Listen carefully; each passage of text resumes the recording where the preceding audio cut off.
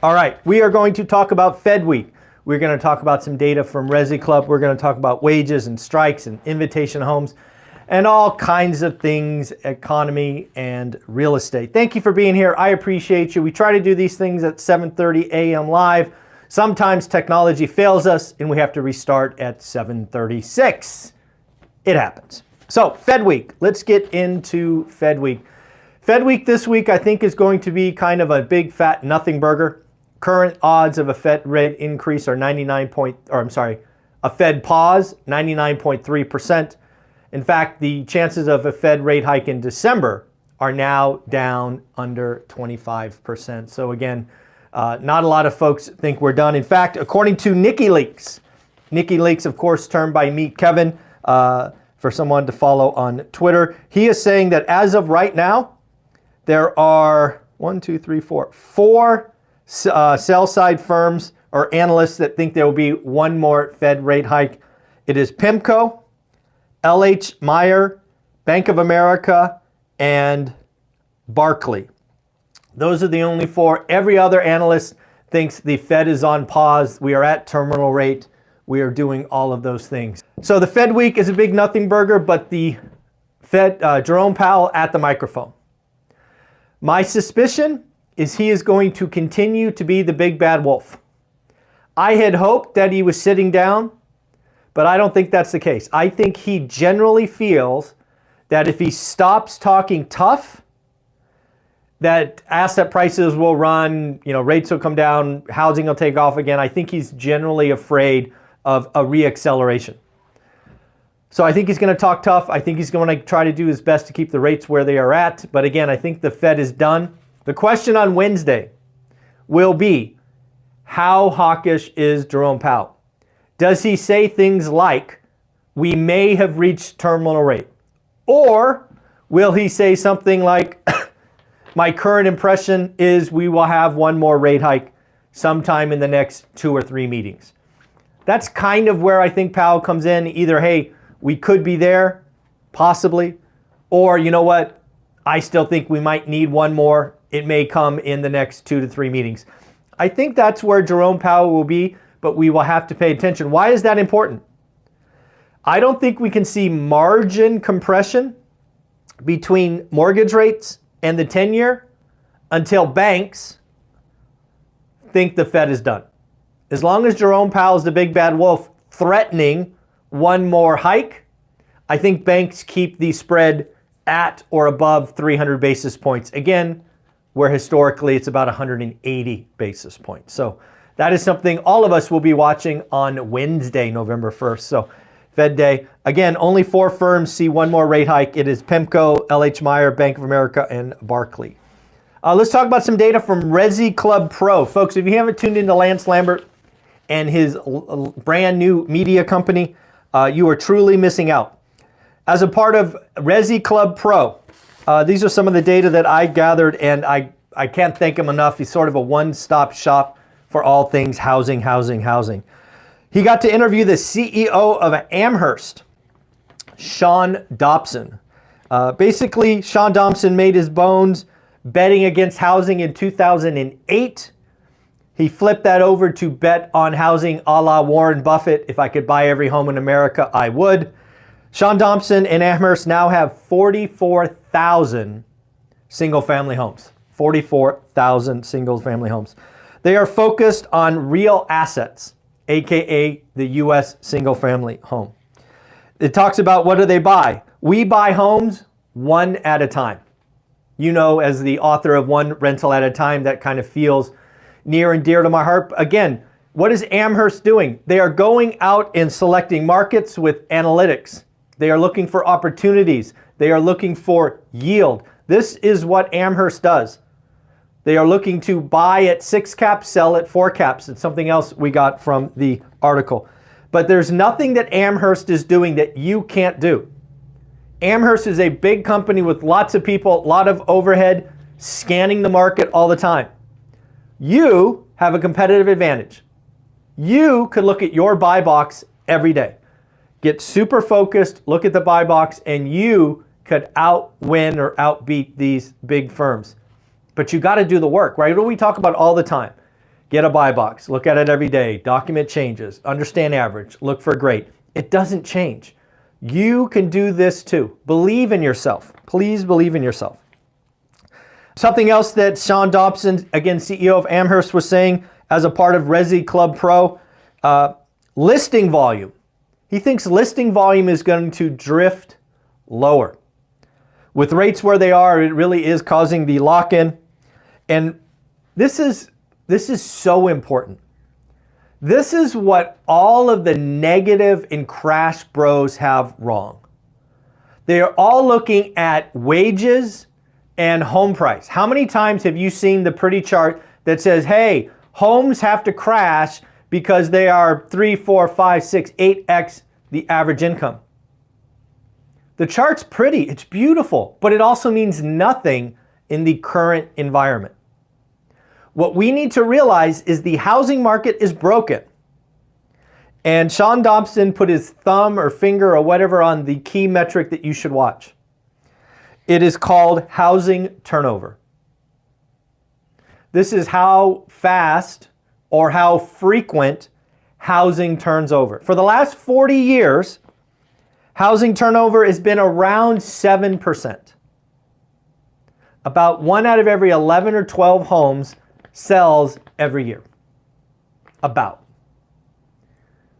What is happening right now, according to Sean Dobson, is he thinks that's going to get cut in half.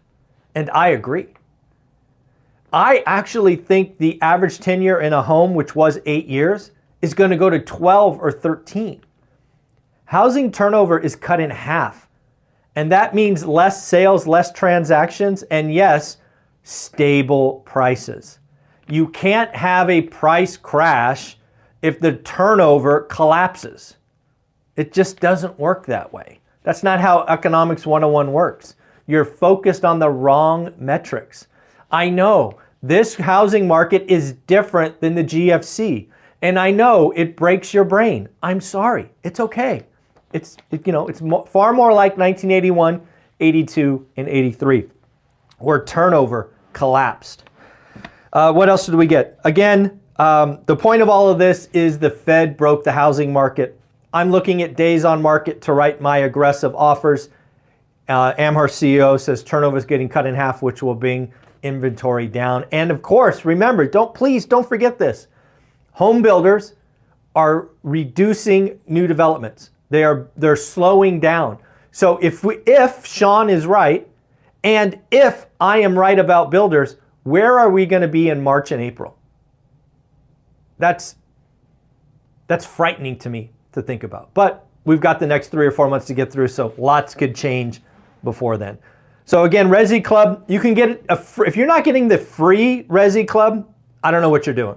Resi Club Analytics, put in your email once a day. You get an article. If you really want to know about the economy and housing, Resi Club Pro is your thing. Again, you get these special interviews and whatnot. It's pretty amazing. Strikes. Looks like UAW has a tentative agreement with all 3, Ford, GM, and Stellantis, or whatever that other one is, former Chrysler. Again, we'll see. I don't know that they've been voted on or ratified yet, but it does appear that the UAW strikes are, let's call it over. Let's put good karma out there. So we will see where we go from there. Invitation Homes. Again, another large owner of single-family homes. I got a chance to peek into their earnings the other day. And first and foremost, the CEO says the lack of supply in the market is very, very real. And he's saying this both as a buyer, seller, and landlord. Rent growth in Q3. Drum roll, please. 6.2%. How many times have we seen folks say that rents are falling? Folks, as I keep trying to highlight, rents are soft in multifamily. Big multifamily. With the amount of inventory coming online in Class A in some cities, you are going to see rental softness. However, if you are a landlord of single-family homes, you have the asset of choice. And oh, by the way, let's not forget that with high prices and high interest rate, less people can buy. That does not stop the desire for single-family homes. Single-family home rentals are going to be in better demand. Nobody can buy, so they will rent. Average income. This blew me away. Blew me away. Just, I couldn't believe it. The average family income of an Invitation Homes resident, $142,000. Think about that. $142K and you're renting. Why is that? Because high home prices, high interest rates. You want a single family home, so you rent from Invitation Homes. Average stay in an Invitation Homes is 36 months. I would actually say that's pretty short. My average tenure for a home is far closer to 8 years. But Invitation Homes at 36. Occupancy, 96.9, let's call it 97%. Also, they are forecasting a property tax increase of 10.5%. So again, they are forecasting that. And again, but we had rent growth of 6%. At the end of the day, Invitation Homes is a net seller. Invitation Homes was a net seller of 10 homes if you back out the one-time acquisition from Starwood and good old billionaire Barry, who is cash strapped. They sold 397, they bought 387. So there's still a buyer and a seller, but according to the Crash Bros, they are going to crash the market because they are net sellers. Folks, these folks don't know basic math. I don't know how to help them. Then next up, what else do we got? Wages. They've got a company called WTW. Consulting firm WTW has gone out and serviced mid and small companies. They are budgeting a 4% salary growth for 2024. Just by comparison, the same forecast was 4.6% in 2023. So we are seeing a little bit of less wage growth. And we do have some earnings that came out. McDonald's looks like they beat top line, beat bottom line. Global same-store sales up about 8.8%, earnings up 18% year on year. Looked like SoFi beat expectations as well. So we have a lot going on. But let's congratulate two people. Let's congratulate Aaron. Excuse me. Aaron, congratulations for getting your next deal. Your card will go out in the mail. And Tim, congratulations for getting your golden ticket. Your card will be going out in the mail. Both of these should have been mailed from Vegas, but I didn't have a stamp, so I brought them to Mountain View. Tim, Aaron, congratulations. Your cards will be going out in the mail. And then finally, what does this 94 mean? We have 94 tickets left to the party in Vegas on February 17th and 18th. This is an event we are putting on to recognize all of the subscribers in the 5-year journey. But remember, I'm trying to exceed your expectations. We have 94 tickets left at $199 where you're going to get to interact with 12, 13, 14 millionaires. You're going to get to interact with 250 plus amazing folks who are doing the work. You should look to get 3, 4, 5 new friends at that event. You will not only have the chance to ask questions and interact, we'll throw a party, we'll have a concert. It is going to be the place to be on President's Day weekend. Again, 94 tickets left. You need to be there. It is President's Day weekend, so you can stay full day Sunday and travel home on Monday. I hope to see you there. 94 seats left. If you miss out, I don't know what to do. But you're gonna want to be at this event. So folks, take care of yourself. Have an amazing day. Again, one more time, I apologize for the technical difficulties on the first one that I had to dump 3 minutes in, but you do what you do and you just roll with the punches. That's what live broadcasting is all about. Take care. Bye-bye.